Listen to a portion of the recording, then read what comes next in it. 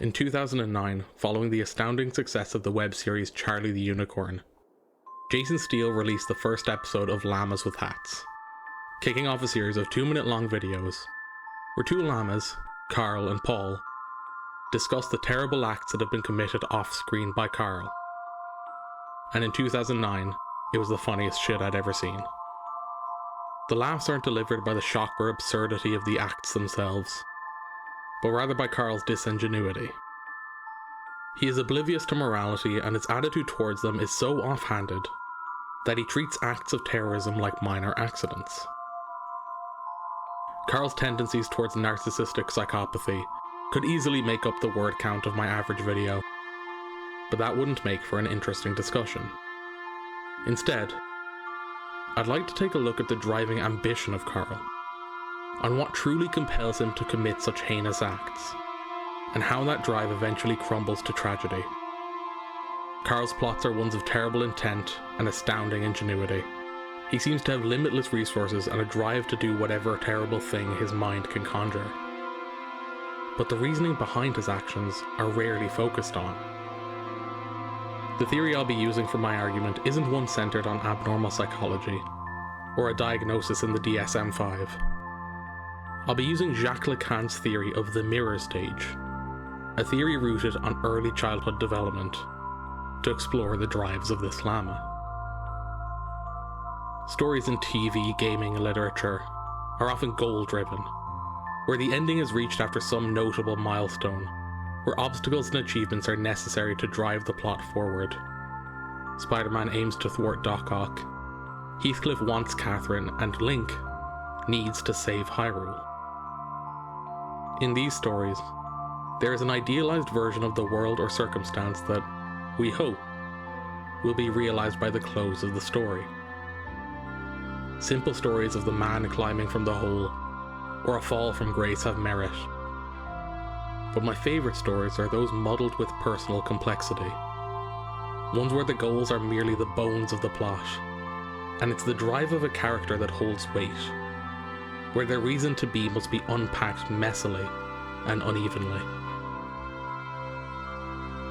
In Bojack Horseman, the titular horse opens the story as a millionaire celebrity, having been in one of the most successful sitcoms of the 90s, and by rights, has succeeded immensely.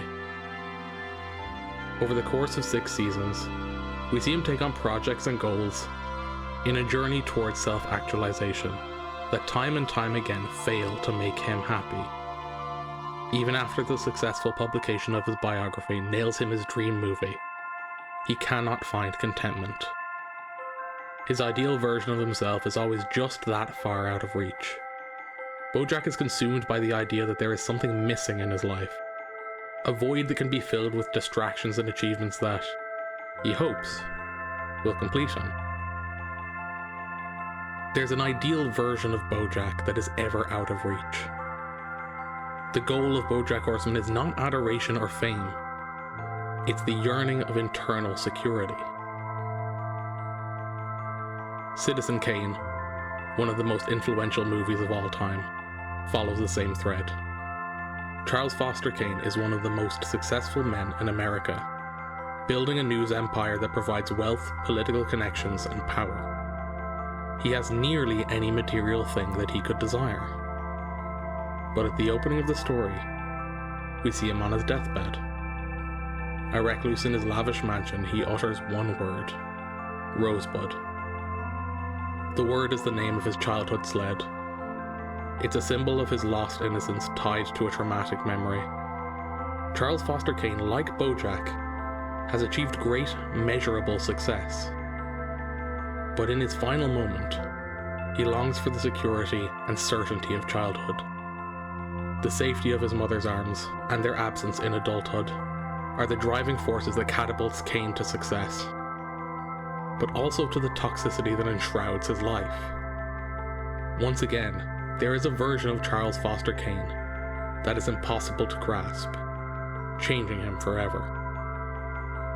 The theoretical perspective that I think of when I consider Citizen Kane, Bojack Horseman, or Llamas with Hats belongs to Jacques Lacan. He's about as controversial in psychiatry as Sigmund Freud. but offers an interesting perspective in critical theory. His most pertinent theory is called the mirror stage. In as simplified a perspective I can offer, Jacques Lacan believes there's a key moment in infantile development that defines our sense of self. He believed that when a child looks in the mirror and for the first time recognizes that the being reflected back is themselves, that a split in identity occurs. From the perspective of the child, they now see themselves as a whole, complete being. One that has all the parts, arms, legs, eyes, skin, that their parents have. The being in the mirror is fully complete, and an idea becomes attached to it, one which Lacan would call the ideal self. Outside of the mirror is the child themselves, an uncoordinated bundle, unable to command their bodies as they wish, and incapable of expression. This is the reality of who they are, and this is what Jacques Lacan would call the real self. The difference between the ideal and real selves are where development occurs, Lacan would argue. He believed that we are always striving to bring our real selves to meet the ideal self, to change who we are into who we want to be, even into adulthood. We are continually growing as people, not as a natural evolution, but as an intentional strive towards a definition that we subconsciously create. A schoolboy's ideal self might be that he goes to a good college, so his ambitions drive him to study, to bring that idea of the real self to reality. An athlete trains so that she may be more and more like the ideal athlete in her mind. Or a salesman may strive for a better quota year on year for the same reason. But here's the rub. These definitions are not static. The ideal version of us that we strive for is in flux.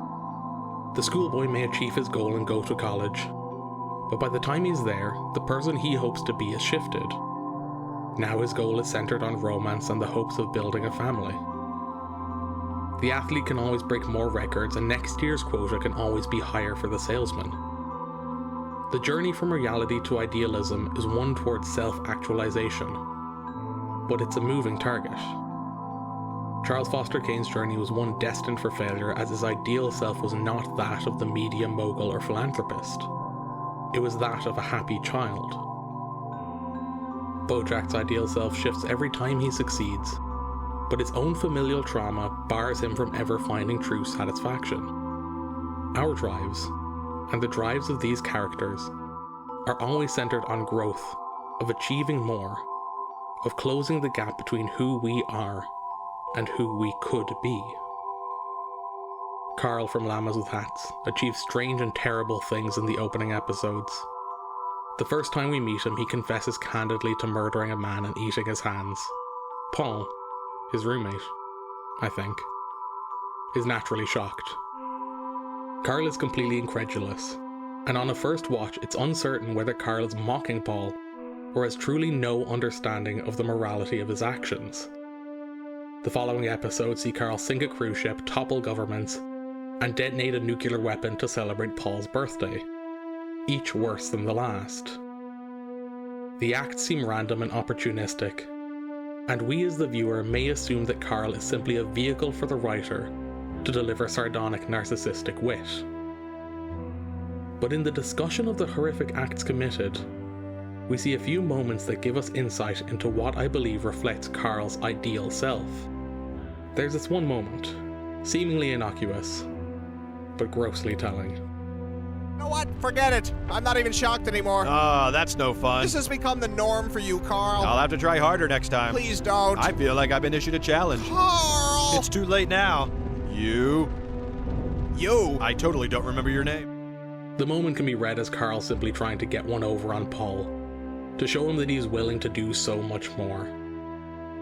But I see it as an attempt to goad Paul, an absolute attempt to elicit a reaction from his friend. And this is where I believe the definition of Carl's psyche lies. We see that Carl has a drive to achieve the horrific, to murder and mutilate and destroy in disgust. But the acts themselves do not seem to achieve anything on their own. each act is completed simply to display them to Paul.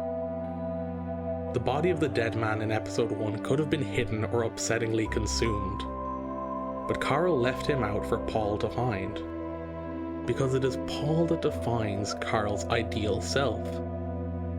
And that is where the tragedy of Carl lies.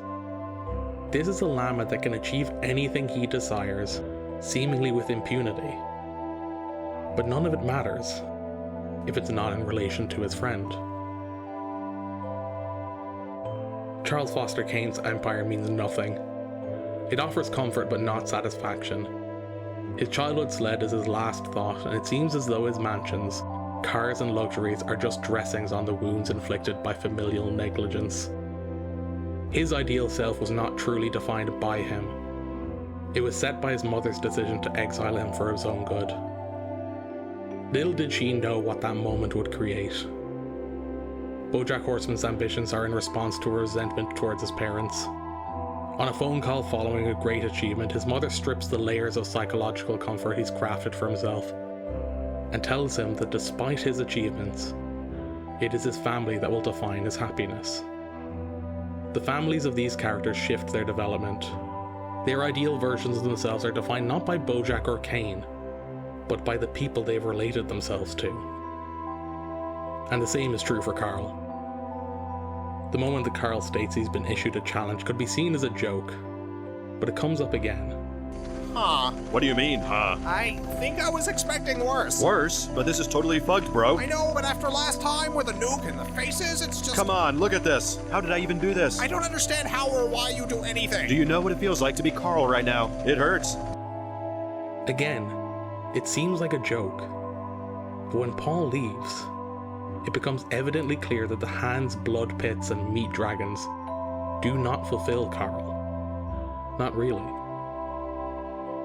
The episode after Paul leaves, Carl makes a new Paul, a sheep in a mask, and delivers his lines as deadpan and sardonically as ever. Before we dig into the treatment of new Paul, we can take this constructed facade and look at exactly what that means for the llama terrorist.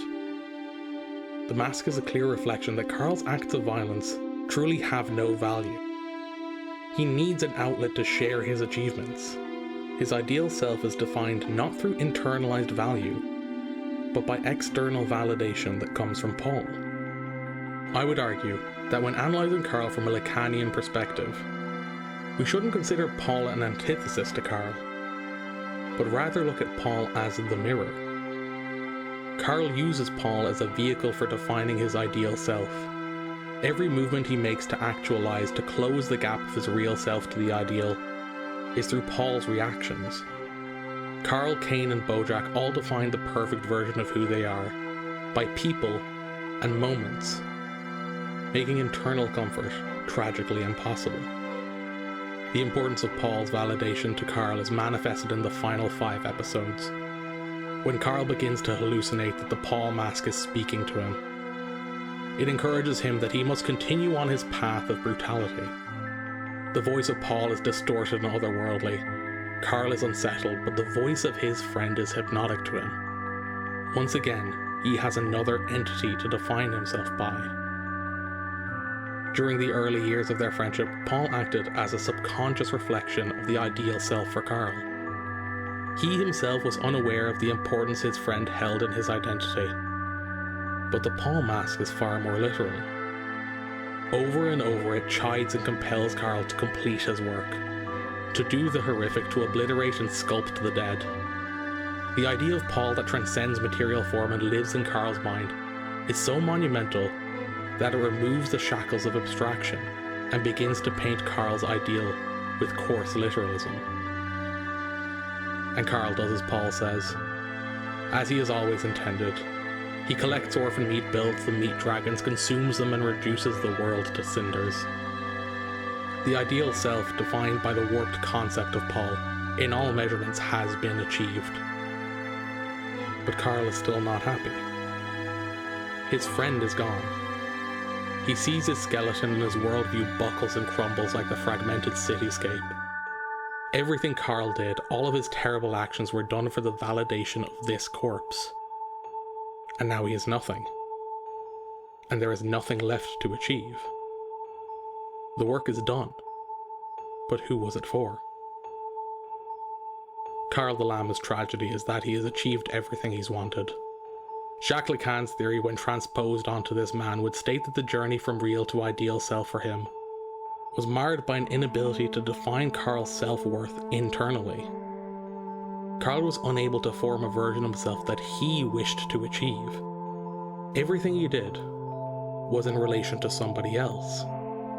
And with the loss of that person, his mind became fractured, creating an identity that could offer the reflection of the person he strove to be. But naturally, this could never fill the void that was ingrained in Karl, likely before he and Paul had ever met. In the final moment of Karl's earthly saga, we see something truly heartbreaking. Karl stands on a bridge.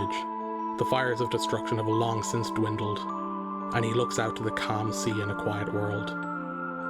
The work is done and there is nobody left to see it.